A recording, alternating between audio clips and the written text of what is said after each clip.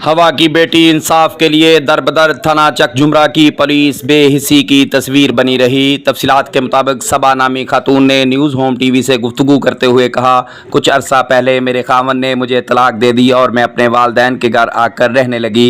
वालदैन की प्रॉपर्टी से वरासती हिस्सा का तकाजा कर दिया तो मेरे भाई मेरे जान के दुश्मन बन गए। मुझे और मेरे 10 साला बेटे को रात की तारीखी में असमत दरी करते हुए घर से बाहर निकाल दिया। मुतासरा खातून इस वक्त मेरे साथ मौजूद है और ये कहानी इसकी ज़बानी सुनते हैं।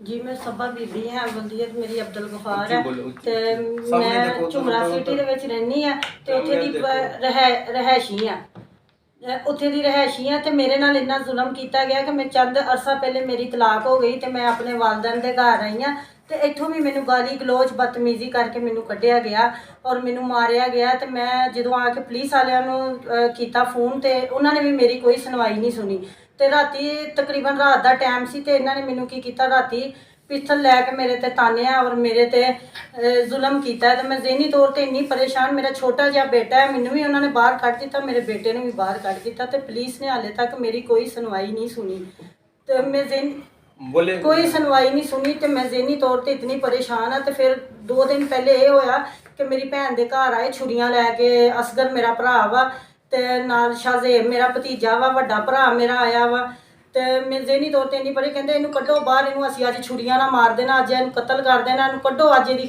आखिरी रात है। तो मैं ज़हनी तौर पर इन्नी परेशान, तुसीं मैनू दसो मैं की करा, मैं बहुत परेशान है। तो इहदा ना मैं वज़ीर आला नूं मरियम नवाज़ नूं कहनी कि मेरे लिए इंसाफ किया जाए। भाई आपकी जान के दुश्मन क्यों बने हुए हैं? मेरी जान के दुश्मन बने कि मैं हिस्सा मंगया, मैं मेरे नाल पहले लड़ाई झगड़ा गाली गलोच किया तो मैं कहा जी अगर तुसीं इंज ही करना तो तुसीं मेरा हिस्सा मैनू दे दो। उस तो बाद मेरी जान के दुश्मन बन गए कि भी हुण मैनू कदी मेरे ते पिस्टल तानदे, कदी छुरियां लैके आ जांदे, कदी कहंदे असीं इहनूं छड्डना नहीं। तो थाने च पुलिस झुमरे की पुलिस जी वो भी इन्हां नाल मिली हुई आ, वो भी अगर मैनू कुछ होया तो मेरे भरा जिम्मेदार है, अगर मैनू कोई मैं मार दिता किसी ने या कुछ हो गया तो वो मैं झुमरा सिटी वाले जेड़े आ वो जिम्मेदार है कि अगर मैं कतल हो गई या मेरे भरा वा जे अकबर, असगर, इश्तियाक, मुश्ताक तो मेरिया भरजाइयाँ। तो अपना आपने 15 पे काले की 15 पे काल की नहीं कुछ नहीं बना। वो आके मुझे कहते, वो आके मुझे यही कहते हैं कि बीबी कुछ नहीं हो सकता, अगर तू थाने ना आई राती 10 बजे 11 बजे मैंने फोन कर दे कि तुसी आओ थाने आके दरखास्त लिखाओ, ये लिखाओ तो जानी है थाने तो कुछ भी मेरी सुनवाई नहीं होती। तो इस तो अलावा मैं ज़हनी तौर पे बहुत परेशान, मेरा छोटा जिहा बच्चा। आपने वो फैसला बाद में वो मैंने थाने का रुख नहीं किया? थाने भी मैं दी है लेकिन उत्थे भी मेरी कोई नहीं सुनाई हुई।